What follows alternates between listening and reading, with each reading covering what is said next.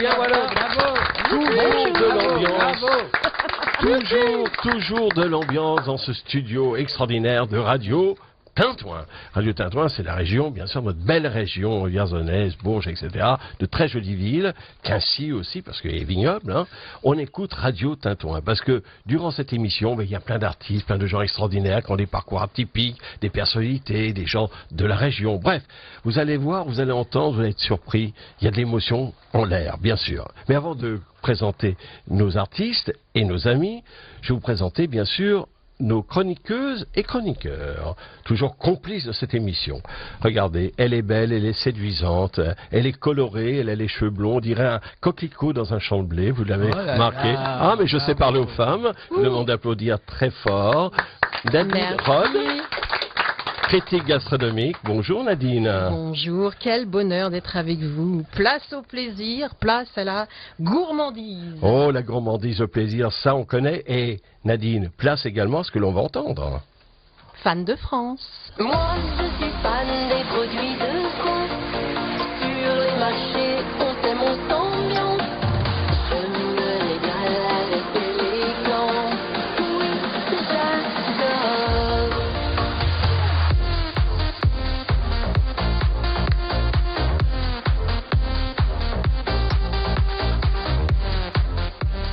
On applaudit, c'est formidable. Alors c'est quoi ces produits francs? Je sais que c'est une petite cochonne qui se balade. Ce sont les histoires d'une petite cochonne. Dites-nous. Alors effectivement, cette chanson Fan de France, écrite et avec une musique de Fabien Scarlaken, revisitée par Anton Wick, nous avons fait un clip avec Christophe Mourtet à Cosne-sur-Loire. Et dans ce clip, j'ai une petite cochonne qui ressemble à Betty Boop avec des grands cils. Elle est rose, elle est belle, elle est gentille. Elle me poursuit dans les champs de tournesol. Et c'est une gourmande, tout comme moi. Gourmande, voilà, et cette chanson Fan de France, c'est pour mettre les produits de France en avant. Parce que, comme vous le savez, j'aime les chefs, et les chefs font de la bonne cuisine avec des bons produits. Avec des bons produits. Ma chère Nadine, nous avons également le bonheur et l'honneur d'avoir un grand chef, bien connu dans la région, et même en dehors de notre région, bien évidemment. C'est un garçon qui a l'habitude des médias, c'est vrai, mais surtout de la bonne cuisine. Voilà, c'est un paysan dans l'âme, n'est-ce pas? Voilà. Bonjour à tous. Bonjour, merci infiniment d'être ici. Et notre chef, chère Nadine, c'est... Christophe Hay. Christophe Hay. Grand chef 2 étoiles à Blois. Oui, merci beaucoup en tous les cas pour votre accueil. C'est vrai qu'avec Nadine, ça fait un petit moment qu'on essayait de se caler ce moment tous ensemble. Ce qui est assez drôle, c'est que je ne m'attendais pas à être aussi nombreux et à vivre cette expérience. Donc c'est super. Je suis très heureux d'être à vos côtés. J'ai quitté un peu mon nord de la région pour venir dans le grand sud, donc il fait vraiment très beau chez vous. Oui, en tout cas, on est ravis, n'est-ce pas, Nadine? Oui, aujourd'hui, nous recevons donc le chef Christophe Hay, artisan d'une gastronomie profondément liée à la Loire, où le terroir, la nature et la haute précision culinaire dialoguent avec élégance. Oui, merci infiniment. On peut encore l'applaudir, notre chef. Merci infiniment. Merci à tous. Et vous voulez dire quelque chose? Non, je pense que de toute façon, voilà, les liens sont forts. On a cette Sologne qui est voilà, entre le nord et le sud, avec des richesses qui sont là et que j'ai eu à cœur de valoriser parce que je suis moi-même paysan. J'ai créé ma société agricole en 2018 puisque j'élève également des animaux. Voilà. Donc voilà, c'est une grande fierté pour moi de pouvoir valoriser ma région. Côté également bonne cuisine, mais surtout les métiers de bouche, on a besoin de bons artisans. Et pour ce faire, nous avons Benoît Sabat, qui est apiculteur. C'est un apiculteur de Méreau, c'est-à-dire vraiment tout près de Vierzon. Bonjour mon cher Benoît. Bonjour à tous. Alors on est vraiment ravis de vous avoir aussi. Alors vous, votre passion, c'est d'être... À l'apiculture. À l'apiculture. Le miel. Voilà. De créer des miels locaux, car c'est tout à fait possible dans notre région. Puis on a de quoi faire de bons miels ici, quoi. Combien de ruches vous avez? J'ai 150 ruches. Ah oui, quand même. Donc je gravite tout autour de Vierzon, mon pays natal, quoi. D'accord, eh bien on va en parler parce que je sais que c'est votre passion et vous le faites merveilleusement bien. Et on y goûtera. Et on y goûtera bien sûr. Ah bah oui, on va goûter au miel, au bon miel de notre ami Benoît Sabat. Et puis nous allons également goûter, apprécier, savourer le bon vin Sancerre de la maison Picard. Michael Picard. Absolument. Bonjour à tous. Et pour tout vous dire, on est cousins. C'est quand même pas mal ça, hein? C'est vrai, il faut venir à Vierzon pour se voir. Bah, il faut venir à Vierzon pour se voir. Alors, vous n'êtes pas vraiment à Sancerre, vous êtes juste à côté, c'est-à-dire à Buée. Oui, à Buée, oui, exact, à 3 km de Sancerre. Mais appellation Sancerre. Évidemment, bien on est sûr. dans le cœur de l'appellation historique. Là. Appellation bien sûr. Mentou, Salon. Alors, Mentou Salon, c'est en venant vers Bourges, c'est un petit peu plus loin, mais là, on est basé le domaine au cœur de l'appellation Sancerre, quoi. D'accord. Alors, vous en amenez combien de bouteilles? Un certain nombre. Il n'y a que ça qui l'intéresse. Vous aurez ça plus va. soif. Bon, ça va alors. On peut s'asseoir et rester assis. Oui, c'est ça, c'est ça. Merci infiniment. Merci infiniment, chers cousins. On va vous entendre et déguster, bien sûr, votre bon vin. Alors, nous allons accueillir maintenant, ma chère Nadine, un grand chef, Christophe Hay, qui nous fait l'honneur, le plaisir d'être dans notre studio de Radio Tintouin. Il nous vient bien sûr de Blois, homme des médias aussi. On l'invite très souvent sur les plateaux et on a de la chance de l'avoir aujourd'hui chez nous, Nadine. Donc, un chef qui sublime le produit avec créativité et précision. Le chef Christophe Hay, 2 restaurants, Amour Blanc et Christopher Hay, un restaurant éponyme à Blois. Fleur de Loire, hôtel, spa à Blois toujours. 2 kiosques à pâtisserie, sucré et salé, n'est-ce pas, chef? Donc il y a un kiosque à pâtisserie à Blois et un kiosque à pâtisserie à Orléans. Pour les gourmands, vous avez le choix. Et il y a une autre table, la table à Orléans, qui est également étoilée. Cette table a 1 étoile et le restaurant de Blois, 2 étoiles. Heureuse de te recevoir, Christophe. C'est vraiment un amour de chef, passionné. Donc, les produits de la Loire, on les utilise comment au restaurant? Déjà, c'est vraiment un énorme plaisir d'être avec vous et finalement, je savais pas où j'allais en fait finalement parce que je savais pas qu'on allait être aussi nombreux, qu'on allait pouvoir partager des moments. Alan, vraiment, et je te le dis avec beaucoup de sincérité et voilà, tu as quand même animé nos cuisines, donc c'est cool. Et vraiment, ça fait plaisir de te voir et de voir aussi ta carrière qui est quand même énorme. Et vraiment c'est hyper touchant. Moi je suis pas un artiste, hein. Voilà, souvent il y a un piano dans la cuisine, il y a une batterie dans la cuisine. Non, mais c'est vrai que souvent on associe la cuisine à ce côté un peu artiste. Moi je suis quand même avant tout un terroiriste. J'aime mon terroir, j'aime ma région, j'aime valoriser l'humain parce qu'il y a quand même tellement de gens.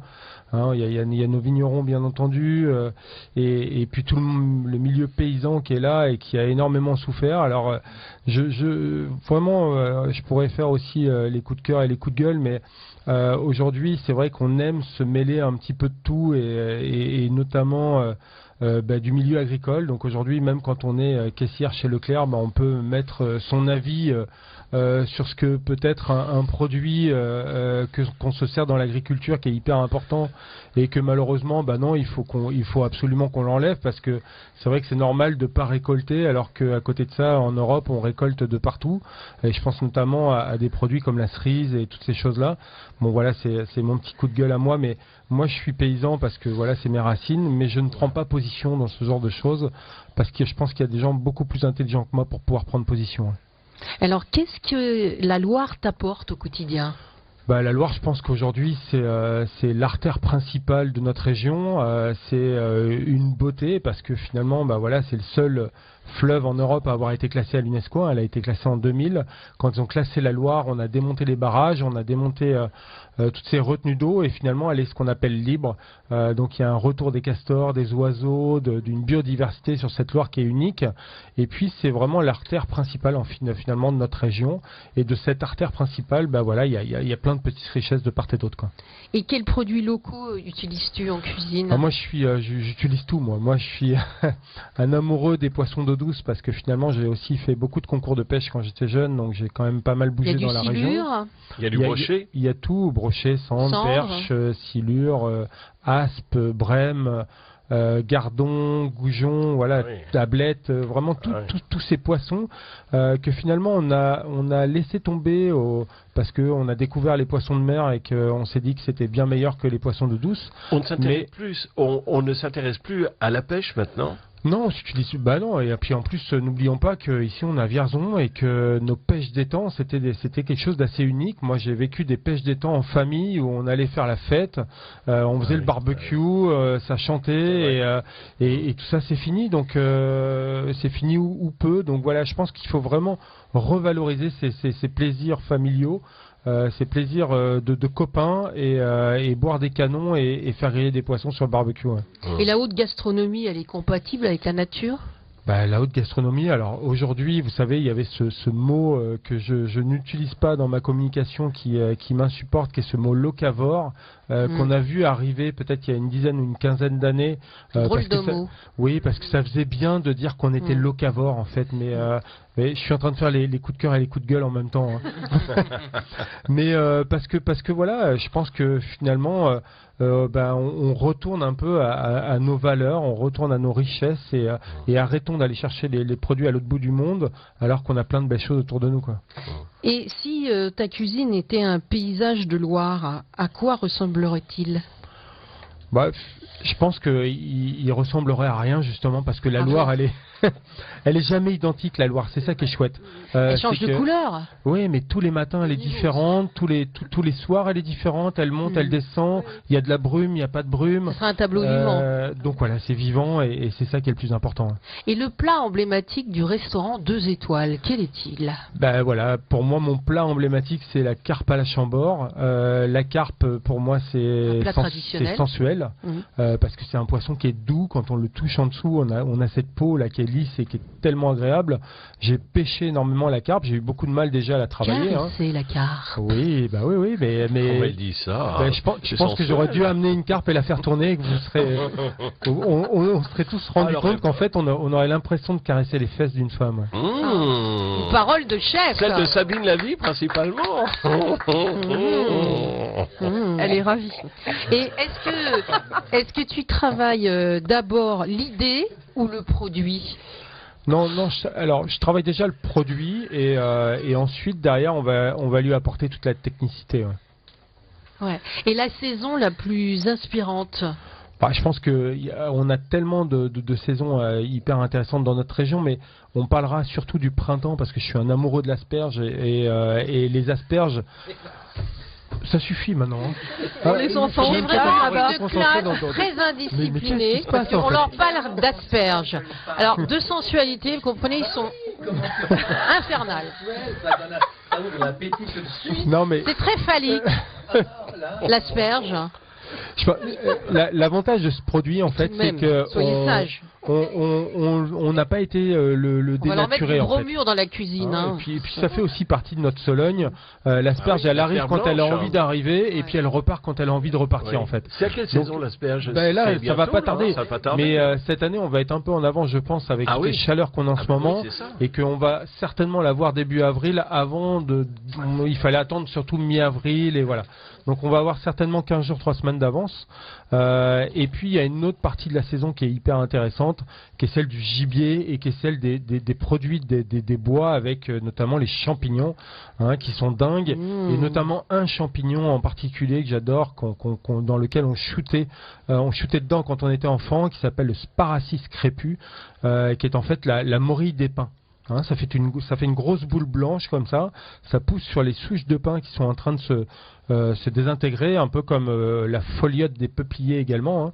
Donc c'est 2 champignons qui sont assez intéressants, qu'on aime beaucoup. Mais dans le plat, la carpe à la Chambord, il y a des champignons, mais ce sont des truffes avec des écrevisses, oui, c'est ça. En fait, la carpe à la Chambord, je pars à la base d'un croquis qui était exposé au château et qui notamment avait ce poisson emblématique avec des écrevisses en demoiselle.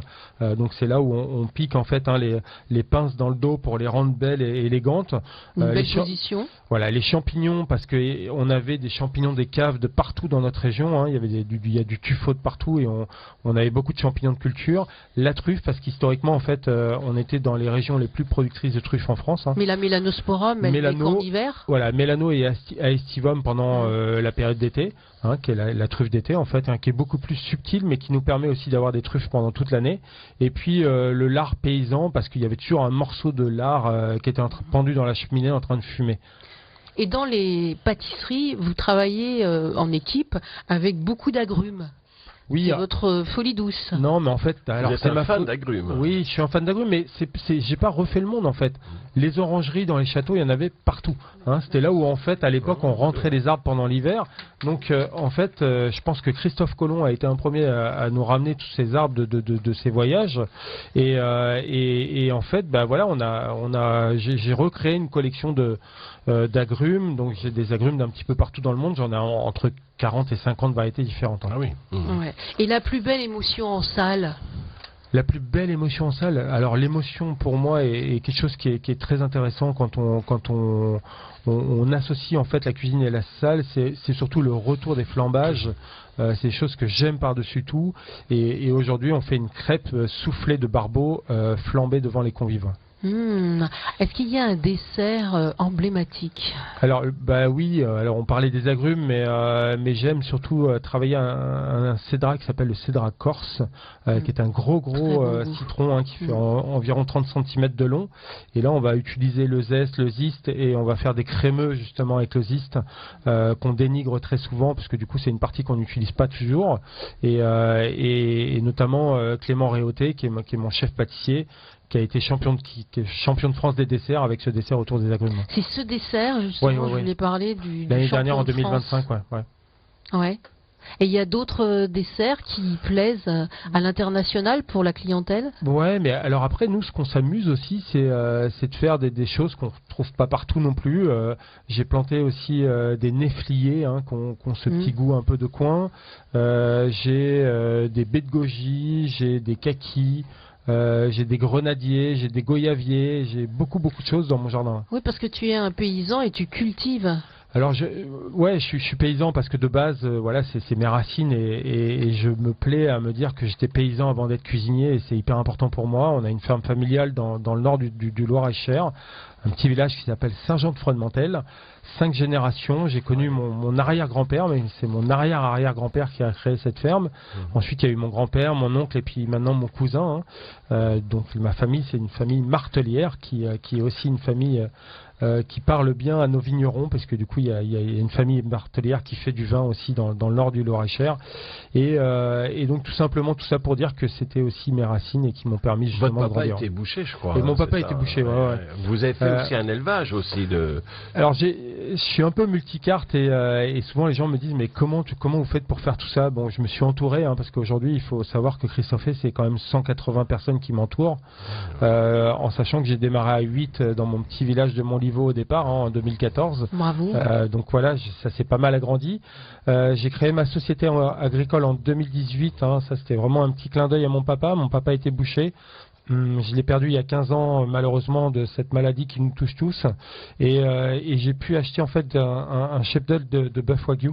Ces animaux qui ont été importés du Japon. Celui qu'on masse à la bière. Voilà, donc il y en a même des mélomanes à qui on fait écouter de la musique. Non mais voilà, en fait il y a tout un process pour ces animaux. Donc aujourd'hui j'ai un peu plus de 120 têtes, je les élève avec des amis. Je suis le seul éleveur en bio en France, puisque du coup on a une quinzaine d'éleveurs de wagyu, mais le seul en bio. Ils sont à Segré, donc c'est dans le nord d'Angers, et donc en fait ils sont 24 mois en prairie, et ensuite entre 12 et 14 mois avec les massages, la musique et l'alimentation à base de lin, ce qui va développer le persillé sur la viande. Oui, parce que la viande est plus tendre. C'est pour ça qu'on leur fait écouter de la musique, on les masse à la bière. Ouais, c'est la plus belle viande qu'on peut avoir dans le monde, qui est hyper marquante, qui a un Kobe goût, et Wagyu. Voilà, en fait, le Kobe, la souche de base, c'est le Wagyu. Il faut dire aussi que vous avez une serre, donc, il y a 3000 mètres carrés, je crois. Oui, c'est ça, on a 1,5 hectare de culture à Fleur-de-Loire, donc on a pu récupérer 1,5 hectare en plein centre de Blois, donc juste en face de l'ancienne usine Poulain. Donc en plus pour moi c'est aussi plein de souvenirs, parce que quand j'ai fait mon lycée hôtelier dans les années 90, en écoutant Alain Théo, c'était le moment où justement Les premiers émois. Ouais, mais c'est cool parce que tu sais, on avait ces odeurs de chocolat dans toute la ville, là, c'était dingue. Donc on a mon jardin, voilà, mon jardin est juste en face de cette ancienne usine Poulain, et on a 3000 mètres carrés de serre qui nous permet d'être complètement autonome pendant l'hiver. Donc pour nos agriculteurs, on a fait une serre avec qui se gonfle, la marque Richel, en fait, voilà, hein, qui a un toit qui se gonfle et qui se dégonfle et qui permet de faire un pont thermique pendant l'hiver et d'avoir vraiment des légumes toute l'année. Ouais. Est-ce qu'il y a un menu végétarien? J'adore. Alors souvent les gens sont toujours là à me dire par contre je mange pas de poisson, je mange pas de viande, mais nous on adore, on s'amuse. Il y a toujours un ou deux plats dans mon grand menu, donc le menu en 7 services, il y a toujours un ou deux plats même limite vegan, parce que du coup on n'utilise pas de produits laitiers non plus sur ce plat, parce qu'aujourd'hui on peut faire aussi des sauces à base de lait d'amande, parce qu'on a réintroduit les amandes dans le nord de Pithiviers, hein, dans le Loiret. Il y a tellement de graines et tellement de choses qui peuvent être intéressantes, qu'on a notamment dans le Berry, avec les 1000 graines là, et des choses super sympas. Il y a un conservatoire, je crois, des graines. Oui, on a aussi un conservatoire des graines anciennes près de Tours. Voilà, il y a tellement de choses à faire, et c'est ça aussi. C'est une région riche, il faut le dire. Hein, mais souvent on se dit le fait d'être terroiriste et d'être vraiment centré sur son terroir, on va se limiter, et en fait il y a tellement de choses autour de nous qu'on peut faire. Vous pourriez vivre en autarcie presque. Moi aujourd'hui je pourrais le faire, ouais. Et ça m'anime, et je ferais vivre plein de familles, parce qu'aujourd'hui le jardin c'est aussi 4 personnes sur l'année, et que j'ai 2 personnes qui s'occupent de mon élevage, j'ai une personne qui s'occupe de ma truffière aussi, c'est à Montpré-Chambord, donc il y a du monde autour de moi. Il y a le fameux chien aussi. Oui, j'ai ma Vicky qui m'a rejoint il y a 2 ans maintenant, qui est ma chienne truffière, qui fait partie, c'est un peu la mascotte de Fleur de Loire. Elle est connue sur les réseaux sociaux. Exactement, c'est ce que je dis maintenant. Maintenant, les clients me demandent où est Vicky. Donc, comment va-t-elle, Vicky? Elle a été même plus connue que moi à force. Donc, mais elle est tellement cool et c'est tellement beau. Ouais. Écoutez, vous donnerez le bonjour à Vicky et puis à toute votre clientèle, tous ceux qui vont venir vous voir et qui vont se régaler, parce que c'est vrai que ça fait partie de la vie. Voilà. Alors, sachez que vous avez une fan de la première heure de votre cuisine juste derrière, génial. Qui a fait le lycée hôtelier d'ailleurs, le même que vous, et c'est une collègue et qui me parle à peu près toutes les semaines de vos plats, de vos pâtisseries. Donc elle est même venue, c'est une surprise pour elle, elle pensait que c'était un fake, vous n'allez pas venir. Vous êtes peut-être paysan, mais vous êtes également artiste, vous l'avez compris, parce que vous avez un fan club également. Voilà.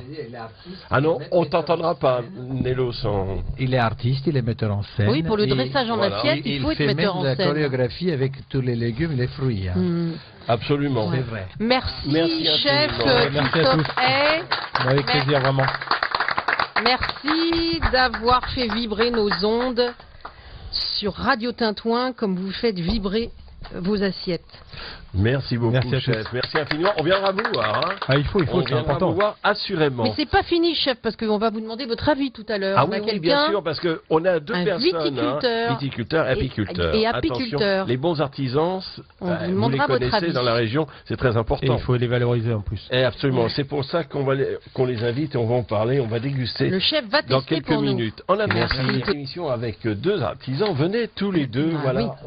On va, voilà, on est en famille, hein, tout simplement. Le vin et le miel, Christian. Voilà, le vin et le miel, on va recevoir 2 personnes extraordinaires. Voilà, on va se mettre en place, allez-y les garçons, pas de problème. Alors, nous avons le vin de Sancerre. On va commencer par le vin de Sancerre. Enfin, Sancerre, c'est juste à côté, c'est à Buée. Eh oui. Vous vous rappelez qu'en France, le vin est bien plus qu'une boisson, c'est une mémoire vivante, le vin. Et aujourd'hui, justement, nous partons à la rencontre d'un artisan du vivant, un homme qui écoute la terre pour mieux la mettre en bouteille. Ici, chaque grappe raconte une saison, chaque cuvée une histoire. Et c'est son vigneron qui nous la confie aujourd'hui. Donc, absolument. Bonjour, c'est beau. Michael c'est Picard. Elle est belle l'introduction. Hein. Ouais, ça vous convient ? J'aurais pas fait mieux. Bonjour Michael. Bonjour à tous. Alors vous, c'est une histoire de famille en fait, de génération en génération. C'est vrai. C'est vrai. Alors on se connaît pas personnellement, mais tu as des racines par chez nous. Donc, tout à fait. Notre belle région, donc c'est là que je rejoins aussi le chef. On est des amoureux de notre patrimoine et notre si belle région qu'il faut défendre, et donc tu en fais partie. Merci beaucoup. Merci beaucoup, merci d'être là. C'est vrai, les cousins, mon arrière-cousin ou arrière-arrière-cousin avait des vignes là-bas. Voilà, exactement. Et c'est ça. Et en plus de ça, il faisait du miel. C'est incroyable. Mais la voilà, transition est toute ouverte. La transition est toute ouverte. Alors bonjour, cher Benoît. L'homme du miel. Alors l'homme du miel, Benoît, vous êtes également autour de notre table. Benoît Sabar. Alors vous êtes apiculteur, vous êtes un passionné bien sûr du miel, des abeilles. Vous avez 44 ans, je crois. 48. 48. Ah bon, alors je les fais pas. Vous vous rajeunissez alors. Le miel, ça y fait vachement. D'accord, oui. Mais voilà. Alors vous êtes tout près de Vierzon, donc à Méro, n'est-ce pas? Oui. Vous travaillez avant vous avez travaillé dans un domaine qui n'a rien à voir, c'est-à-dire le domaine automobile, et vous développez cette activité en 2021. Aujourd'hui, vous avez 150 ruches, ce qui n'est quand même pas moindre, et vous produisez bien sûr votre miel. Combien par an de miel? Ça dépend les années, ça dépend ce qu'on arrive à faire, et vu qu'on est en sans cesse progression, on fait de plus en plus, mais on commence à parler largement en tonnes maintenant, quoi. En tonnes? Oui. 3-4 tonnes peut-être? Oui, dans ces eaux-là, quoi. C'est ce qu'on dit en tout cas. Et le miel est très bon pour la santé, très riche en minéraux. Combien d'abeilles en fait vous avez? Dans une ruche en pleine époque, on est à 60 000 abeilles. Donc à cette époque-là, les essaims sont petits, mais ça va croître au fur et à mesure de la saison, quoi. Ouais. Justement, cette production suit les floraisons saisonnières, j'imagine. Oui. Hein, c'est ça. Et quelle sorte de miel vous faites? Alors, moi, j'ai la particularité, je fais de la transhumance. Donc, je déplace mes ruches au gré des floraisons de fleurs. Donc, je commence l'année par le colza. Après, je vais aller sur l'acacia, la forêt. Et après, je fais la facélie. J'ai même des nouveaux miels cette année. Je vais faire la coriandre et la carotte. Ça, c'est rigolo. La carotte, du miel c'est acidulé, super. ça donne un goût intéressant, quoi. Ouais, le miel de carotte, arôme végétal. Sans arôme, qui vient vraiment de la carotte, quoi. Qu'est-ce qu'il en pense, notre... J'écoute, et c'est dommage qu'on ne peut pas goûter encore, là, mais ça va bientôt arriver. Ça va. C'est magnifique. Et le chef, justement chef utilise, Christophe, vous utilisez du miel en cuisine, en équipe? Alors ce qui est assez marrant, mais et voilà, c'est le pur des hasards, mais comme je vous dis, je suis arrivé là et je suis tellement émerveillé d'avoir passé un moment avec vous que je vais repartir comme un gamin. Pour vous dire, le miel, c'est aussi une histoire pour moi, parce qu'à la ferme, il y a toujours eu un peu de miel, parce que mon grand-père était un amoureux vraiment du miel, et il avait du pollen, lui c'était un amoureux du miel de printemps. Il aimait bien ce côté un peu crémeux. Après, le miel du printemps, pour les grands passionnés, c'est pas toujours un miel, puisque c'est aussi toute la partie hivernale qui est restée dedans et qui fait qu'il a cette texture assez particulière. Mais le miel, j'adore. Donc on a aussi quelques ruches au jardin, parce que les abeilles font aussi partie de notre vie, parce qu'il faut polliniser aussi les légumes. Donc pour le coup, elles travaillent aussi avec nous. Donc on n'en a pas 150, il y en a que 3. Et puis il y a aussi cette partie pollen quand il y a les premiers coquelicots avec les petites billes noires là qu'on associe aussi sur des plats, et ça fonctionne très bien. Donc j'adore le miel. Donc c'est assez marrant, mais voilà, on se découvre aujourd'hui, il y a plein de couleurs, les petits bonbons au miel, alors ça j'adore. Alors justement, on va faire de la dégustation. Dites-moi, Benoît, est-ce que vous faites de la gelée royale? Non, je fais pas de la gelée royale, c'est un niveau au-dessus de ce que je peux faire pour l'instant. Et c'est surtout les contraintes de production après qui sont... moi j'achète du miel de Manuka. Oui. Il vient de très loin, celui-ci. Oui. Il est très bon pour la santé également. On a par exemple les miels de facélie ici maintenant, ont des facultés, c'est bon pour les articulations et pour la vue, quoi. D'accord. Et chaque miel en vrai a un côté un peu différent, déjà dans le goût, dans une chose, dans même la texture, mais aussi sur les apports qu'il peut amener, quoi. Tout à fait. Et plus le miel est foncé, plus il est souvent riche en minéraux et en arômes puissants. Oui, effectivement, si on compare les miels, si on parle d'un miel d'acacia qui est clair, verdâtre, c'est un miel assez doux, mais plus il va être foncé, comme un miel de châtaignier, effectivement, après il a un goût vraiment... Et avec quel plat de chef votre miel se marierait-il idéalement? Moi c'est le miel d'acacia que je fais qui est le plus répandu pour faire ça, pour faire le miel chef. Et Christophe, vous utilisez du miel dans... La cuisine? On a eu une période où on pochait un cendre dans la cire. Et on faisait un sabayon avec le miel, ouais. Et j'aime beaucoup le miel de sarrasin, hein, qu'on a de plus en plus, notamment dans le Berry, hein, qui a un miel un peu plus puissant, hein, justement, et qui fonctionne bien en cuisine. Ouais.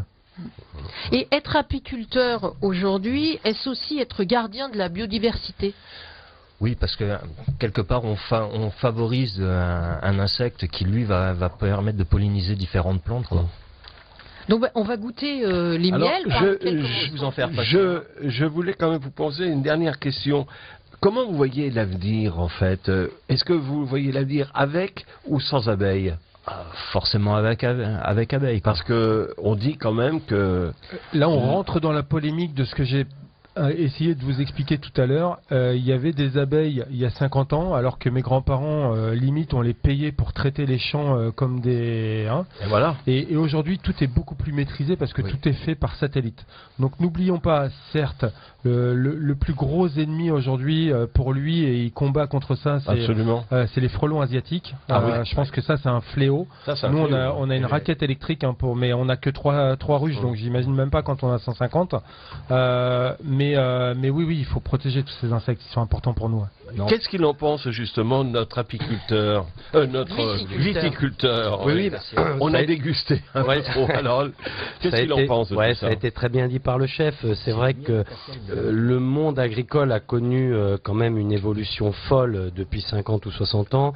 On est souvent montré du doigt, dans tous les secteurs d'activité d'ailleurs, alors qu'en France, on a une des agricultures les plus propres et les plus, j'allais dire, performantes au monde. Donc ça, faut en être fier et faut arrêter de toujours essayer de casser quelque chose qui marche. On avait un modèle qui était fantastique, notamment dans l'élevage, qu'on est en train vraiment de tout détruire. Et après, on importera de la viande qui viendra de l'autre bout du monde avec des réglementations qui sont totalement différentes. Donc il est encore temps, mais c'est alarmant quand même tout ça. Ouais, mais j'ai peur qu'il y ait déjà du mal de fait. Mais il est encore temps. Il est encore temps de continuer à se battre et surtout d'être fier de nos produits, parce qu'on a une telle diversité en France de régions, de terroirs, de produits qu'il faut surtout en être très fier, quoi. Vraiment.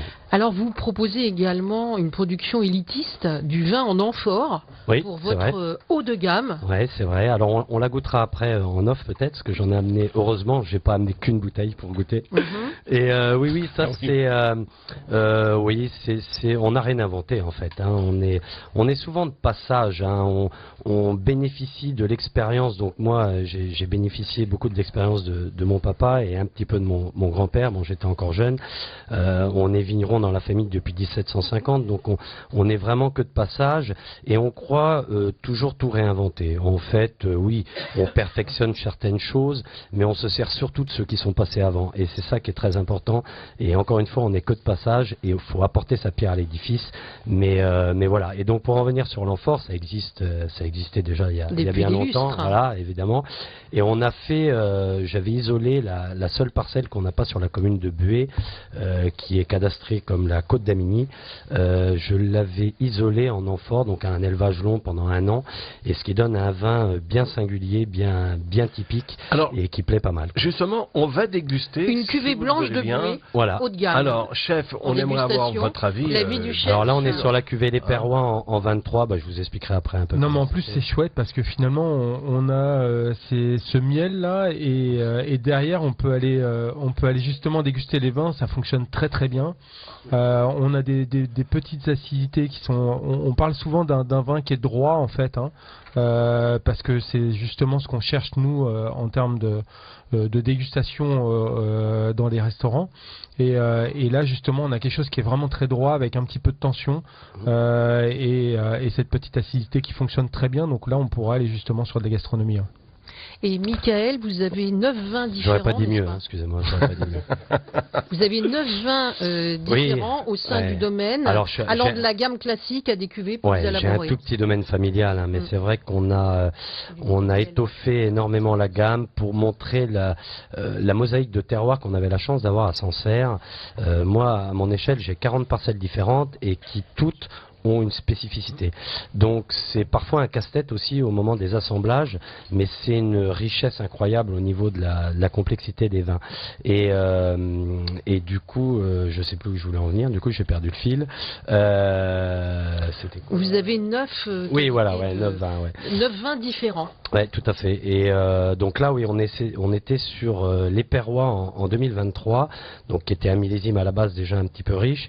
On est sur un élevage long d'1 an minimum, donc couplé entre de la cuve et de la barrique de 400 litres. Alors je précise 400 litres, c'est pour pas marquer, hein, la barrique traditionnelle est plutôt de 228.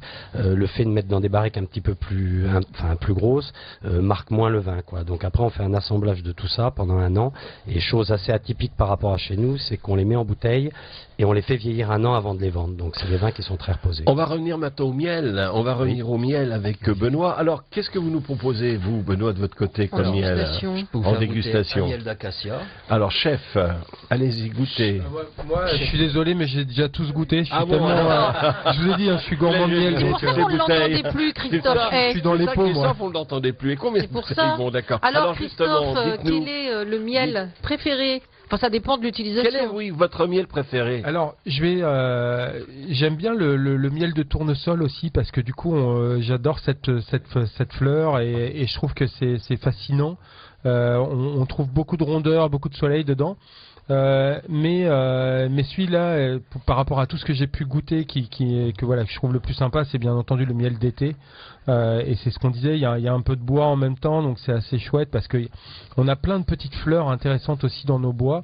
Et quand les abeilles vont butiner, que ce soit des fougères, des petites plantes, des petits graminées là comme ça qu'on peut avoir sur les graviers, là on a une multitude d'arômes qui sont sympas. Donc là, celui-là, vous allez voir, mais il a vraiment une jolie longueur, très florale. Ouais. Alors, on parle du miel, mais on peut parler également du nougat, parce que vous nous avez amené du nougat. Oui, parce que je fais aussi des produits dérivés de mon miel. Donc, alors ça, je l'ai fait faire par un boulanger, et qui me les fait pour des raisons de sanitaire et de qualité de produit. Donc on fait le nougat et les bonbons, on fait les bonbons fondants, on fait les bonbons cœur de crémeux, quoi. Alors on va goûter quoi? Le nougat? On va goûter le nougat. En attendant... Quelle marque ce nougat? C'est quelle marque? Sous les abeilles du Berry, directement. Les abeilles du Berry. Et on peut se le procurer comment? Alors, vous pouvez le trouver dans les boulangeries sur Méro, Vierzon, des boulangeries partenaires. Après, les miels, vous pouvez les trouver au supermarché Intermarché de Vierzon. On reste surtout sur des marchés locaux. Moi, avant tout, je fais du miel pour faire un produit local, et surtout pour qu'il reste local. Là, cet hiver, j'en ai envoyé jusqu'en Irlande, mais je suis plus adepte de faire un commerce local, parce que le bilan carbone, il est meilleur quand il est fait localement, qu'il est consommé. Et je pars du principe qu'il y a sûrement de très bons miels ailleurs, pour des personnes ailleurs. Je vois pas pourquoi envoyer le mien ailleurs, et alors qu'on va critiquer celui qui vient ici, quoi. Bien sûr, vous avez tout à fait raison. Je pars dans cette idée-là. Alors, oui, on part sur le local. Alors, je crois qu'il y a du fromage. Oui. Alors, vous m'avez pris de court, il est encore derrière vous. Non, mais il est déjà prêt, on peut l'attraper. On va l'attraper, pas n'importe quel fromage. Ah non, le crottin de Chavignol, qui vient de notre ami Romain Dubois, qui est fromager affineur à Sassature et Chavignol. Et donc il nous a préparé un petit assortiment de différents affinages, donc du plus sec au plus fait. Donc le plus frais à 15 jours, il m'a tout expliqué, parce que je suis pas spécialiste en fromage, et ça va jusqu'à un peu plus d'1 mois pour le bleu. Côté bleuté. Voilà, donc là ça matche parfaitement avec un Sancerre. De toute façon, on n'a pas besoin d'aller très très loin. Voilà, faites passer. Donc là, on n'est pas loin du bonheur là quand même. C'est toi qui fais aussi ou non. Là, c'est un copain. Tu es à côté. C'est un copain. Et ça va très bien avec les vins. Ça va très bien avec les vins. Oui, ils sont déjà découpés. Et donc ça va des plus frais au plus fait. Mais ça, par chez nous, vous refaites le monde en pas longtemps avec ça. Une bouteille de blanc et c'est parfait, quoi. Des plaisirs simples, n'est-ce pas, chef? Des plaisirs simples. Mais je vous dis, là, vous m'avez emmené dans un voyage qui est terrible. Je vais avoir du mal à refaire la route pour retourner à Blois, là, vraiment. Hein. Et si votre vin était une musique, quel serait son rythme? Voilà.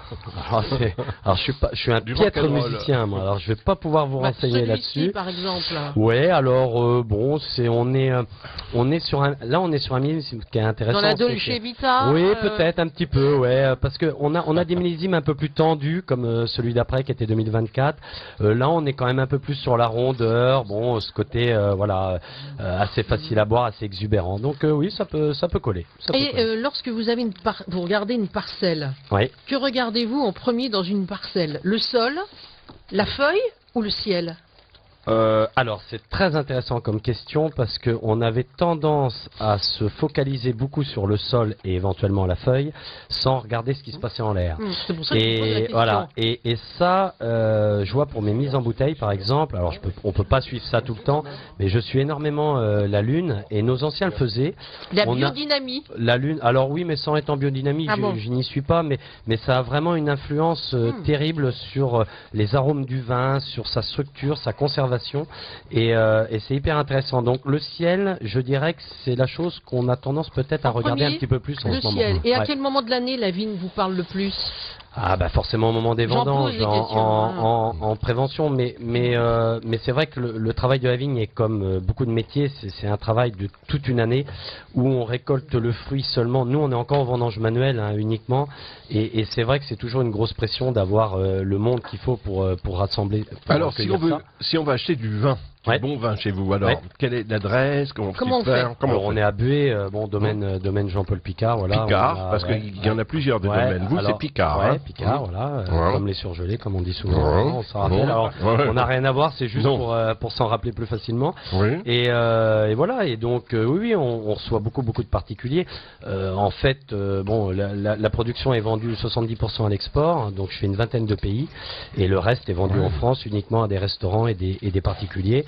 Et on travaille que sur allocation quasiment parce qu'on manque de vin beaucoup, surtout avec les petites récoltes. Vous faites des restaurants sur Paris? Oui, on en a quelques-uns. Et pour les accords mets vins? Pour les accords mets vins, c'est-à-dire aussi.